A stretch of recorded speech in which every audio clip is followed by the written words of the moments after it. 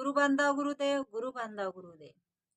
मैं आप लोगों के बीच में नया-नया भजन लेकर के आप लोगों के समक्ष आ रही हूँ और इस भजन के माध्यम से हमको क्या सीख मिल रहा है। आप लोग कमेंट में ज़रूर लिख कर के बताइएगा कि इस भजन के माध्यम से हमको क्या सीख मिला। करें कि ये माया का ये जो मृत्यलोक है, ये माया का नगर है। माया में सब बंधे हुए हैं, चाहे जीव हो, जंतु हो, पक्षी हो, चाहे मनुष्य हो, सब लोग माया में बंधे हुए हैं। हम माया में किस लिए आए हैं, इस मृत्यलोक में किस लिए आए हैं, हमको जानना पड़ेगा। इसी हाथ से पुण्य हो रहा है और इसी हाथ से पाप हो रहा है। यही हाथ किसी का रक्षा कर रहा है, किसी को आशीर्वाद दे रहा है, किसी को बचाने का काम कर रहा है और इसी हाथ से हम किसी को ठग ले रहे हैं, किसी को मार दे रहे हैं, किसी का जान ले रहे हैं। इसी हाथ से हम बलि चढ़ा रहे हैं, इसी हाथ से हम दोनों चीज कर रहे हैं। रक्षा भी कर रहे हैं और सताने का काम भी कर रहे हैं, हत्या भी कर रहे हैं इसी हाथ से। तो हमारे गुरुजी भजन के माध्यम से समझा रहे हैं। आइए हम लोग भजन के माध्यम से सुनते हैं।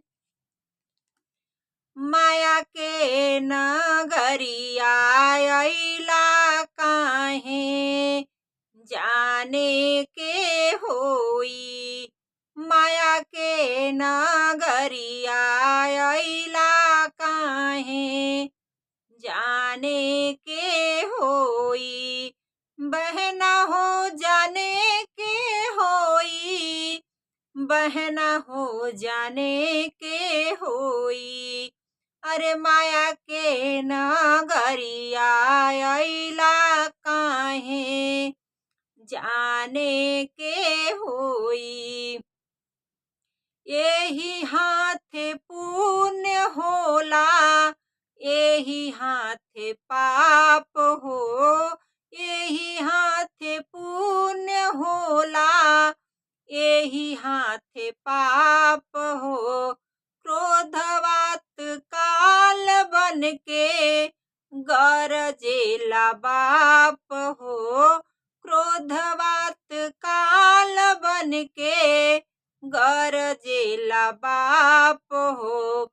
त संतन के छहा लाया के छाहे जाने के होई। संतन के छहा लाया के छाहे जाने के होई।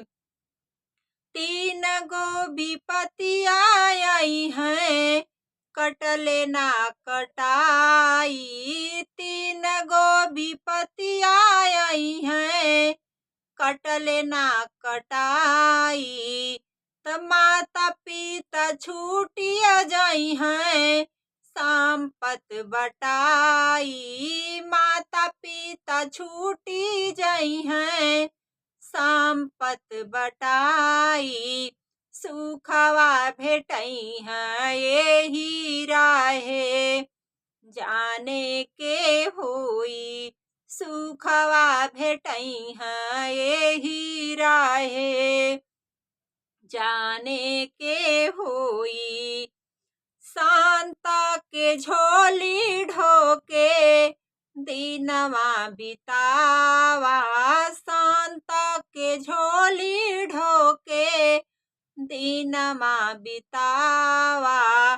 धर्म कर्म पारा शांता हाथवा उठावा। धर्म कर्म पारा शांता हाथवा उठावा। खुली नाही ज्ञान बिना गाहे जाने के होई। खुली नाही ज्ञान बिना गाहे जाने के होई। फिर नायमनवा होई है यही मृत लोकावा में। फिर ना मृत लोकावा में। जीव जंतु फसल बाटाए मायावा के शोकावा में। जीव जंतु फसल बाटाए मायावा के शोकावा में। कोई कहे गाड कोई वाहे जाने के हुई। कोई कहे गाड कोई वाहे जाने के होई। माया के नगरिया अइला काहे जाने के होई। माया के नगरिया अइला काहे जाने के होई। बहना हो जाने के होई। बहना हो जाने के होई। तमाया के नगरिया अइला काहे जाने के होई। माया के नगरिया अइला काहे जाने के होई। हम माया के नगर में किस लिए आए हैं? करें कि 3 गो विपत्ति इस माया के नगर में आएगा सभी पे। जरूर ये 3 गो विपत्ति सबके ऊपर आएगा। करें कि माता पिता अलग हो जाएंगे और संपत्ति बट जाएगा। सब लोग इस 3 गो विपत्ति में सब लोग फंसेंगे। उसके माता पिता छूट जाएंगे और जो संपत्ति बनाए रहेंगे एक भाई में अलग हो जाएंगे। करें कि 2 भाई हैं तो दोनों भाई अलग हो जाएंगे और संपत्ति बट जाएगा। धन प्रभु, धन निराकार।